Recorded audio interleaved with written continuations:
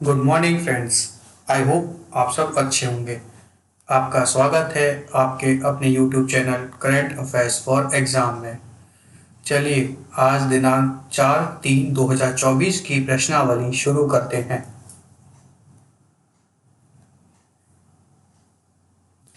हाल ही में डीआरडीओ ने किस स्थान से very short range air defence system का सफल परीक्षण किया है?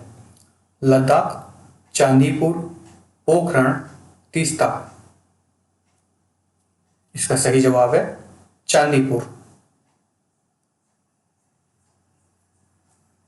हाल ही में डीआरडीओ ने एकीकृत प्रशिक्षण रेंज चांदीपुर से उड़ीसा के तट पर जमीन आधारित पोर्टेबल लॉन्चर से बहुत कम दूरी की वायु रक्षा प्रणाली मतलब very short range air defence system missile के 2 सफल उड़ान प्रशिक्षण किए।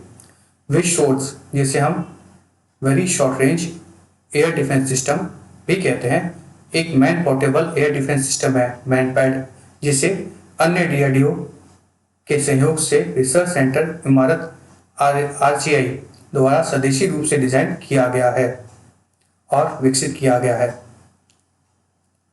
आसान पोर्टेबिलिटी सुनिश्चित करने के लिए लॉन्चर सहित मिसाइल के डिजाइन को अत्यधिक अनुकूलित किया गया है। मिसाइल में लघु प्रतिक्रिया नियंत्रण प्रणाली आरसीएस और एकीकृत एवियोनिक्स जैसी उन्नत प्रौद्योगिकियां शामिल हैं। चलिए फ्रेंड्स अगले प्रश्न पर आते हैं। हाल ही में बाबा साहेब भीमराव अम्बेडकर बस टर्मिनल का उद्घाटन कहां किया गया है? Thiruvananthapuram, Chennai, Hyderabad, Bhubaneswar.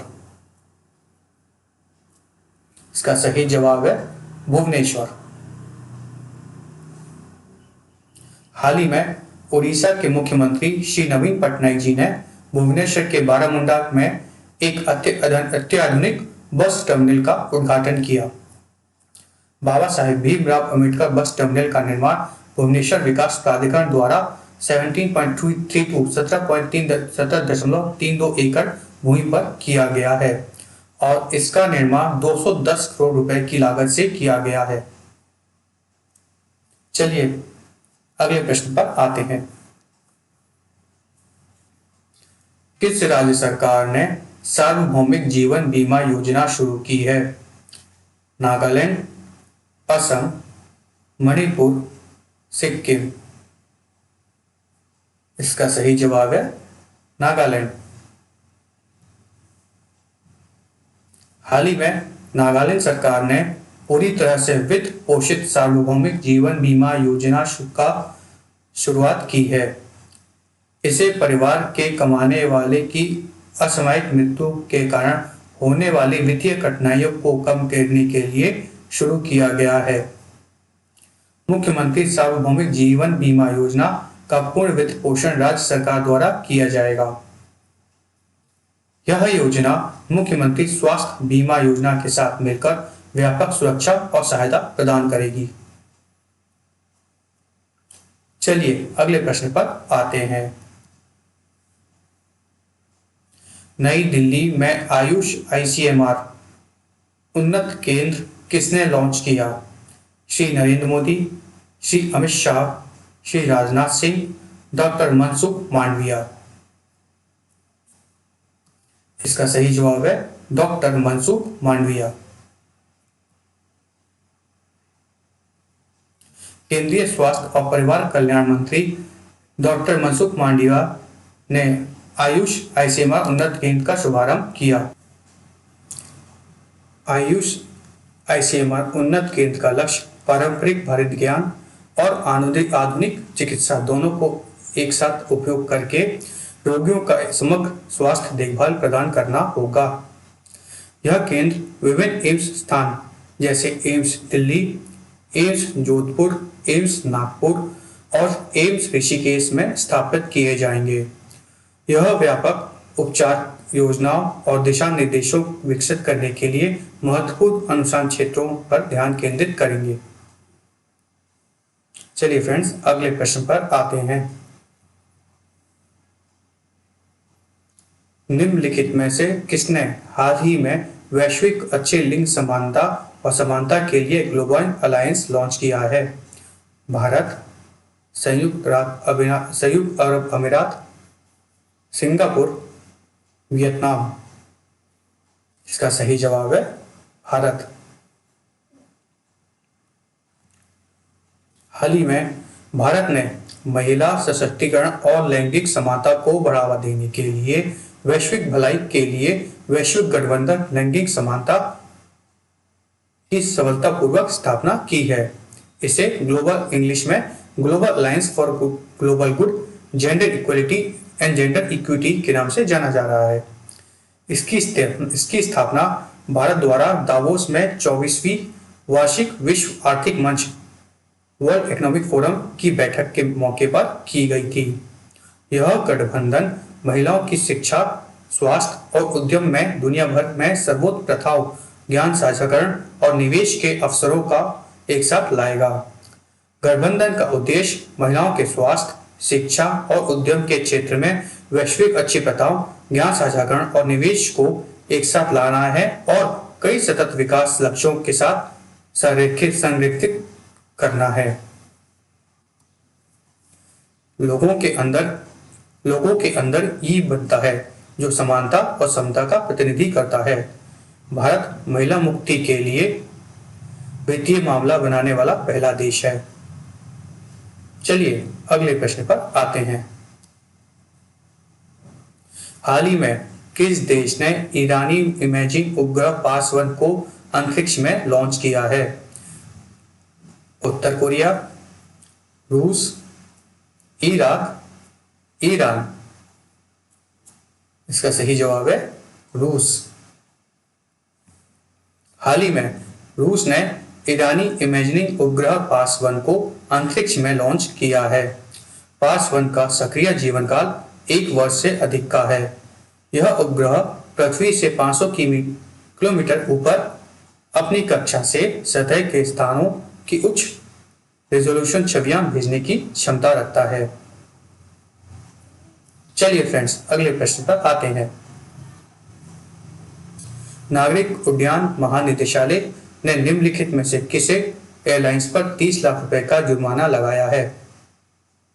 Indigo, Vistara, air India, SpiceJet. आपका सही जवाब है एयर इंडिया।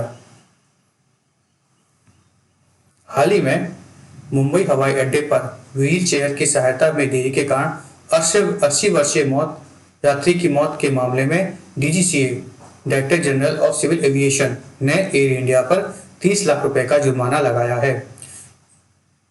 एयर इंडिया जिम्मेदार कर्मचारियों के खिलाफ की गई किसी भी कार्रवाई के बारे में डीजीसीए को सूचित करने से विफल रहा था। एयरलाइन ने भविष्य में इसी तरह की घटनाओं को रोकने के लिए कोई सुधारात्मक उपाय प्रस्तुत नहीं किए थे, इसलिए उक्त फाइन एयर इंडिया पर डीजीसीए द्वारा लगाया गया। चलिए अगले प्रश्न पर आते हैं। जेके यूथ कॉन्क्लेव 2024 का उद्घाटन किसने किया? श्री नरेंद्र मोदी, श्री अमित शाह, श्री राजनाथ सिंह, श्री मनोज सिन्हा। का सही जवाब है श्री मनोज सिन्हा। जम्मू और कश्मीर के उपराज्यपाल श्री मनोज सिन्हा ने जेके यूथ कॉन्क्लेव 2024 का उद्घाटन किया। उन्होंने कन्वेंशन सेंटर जम्मू में सूचना और जनसंपर्क विभाग की पहल इंस्पायर जेनजी और बीट्स ऑफ जम्मू कश्मीर मतलब बीट्स ऑफ JNK के दूसरे सीजन का भी शुभारंभ किया। चलिए अगले प्रश्न पर आते हैं। हाल ही में संसद सुरक्षा प्रमुख के रूप में किसे नियुक्त किया गया है?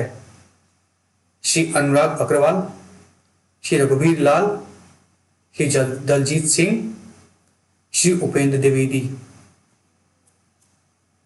का सही जवाब है श्री अनुराग अग्रवाल। हाल ही में श्री अनुराग अग्रवाल को संसद सुरक्षा का प्रमुख नियुक्त किया गया है। असम मेघालय कैडर के सन 1998 बैच के अनुभवी अधिकारी अनुराग अग्रवाल केंद्रीय रिजर्व पुलिस बल में महानिरीक्षक के रूप में कार्यरत थे। चलिए अगले प्रश्न पर आते हैं। 37वां अफ्रीकी संघ शिखर सम्मेलन कहाँ आयोजित किया जाएगा या कहाँ आयोजित हुआ? 37 अफ्रीकन यूनियन समिट। ऑप्शंस हैं अल्जीरिया, घाना, इथियोपिया, चाड। आपका सही जवाब है इथियोपिया। 37वां अफ्रीकी शिखर सम्मेलन इथियोपिया के अदिस अबाबा में संपन्न हुआ। अफ्रीकी राष्ट्राध्यक्षों के सर्वसम्मति से गधे की खाल के व्यापार पर ऐतिहासिक प्रतिबंध लगाने पर सहमति व्यक्त की गई, जिससे पूरे महाद्वीप में उनकी खाल के लिए गधों की हत्या पर रोक लग सके। अफ्रीकी क्लब की स्थापना भी की गई, जिसमें अफ्रीकी स्वामित्व वाली और नियंत्रित बहुपक्षीय वित्तीय संस्थाएं शामिल थीं। इसका उद्देश्य वित्तीय कार्यों को सतत विकास लक्ष्यों और एयू एजेंडा 2063 के साथ संरक्षित करना है।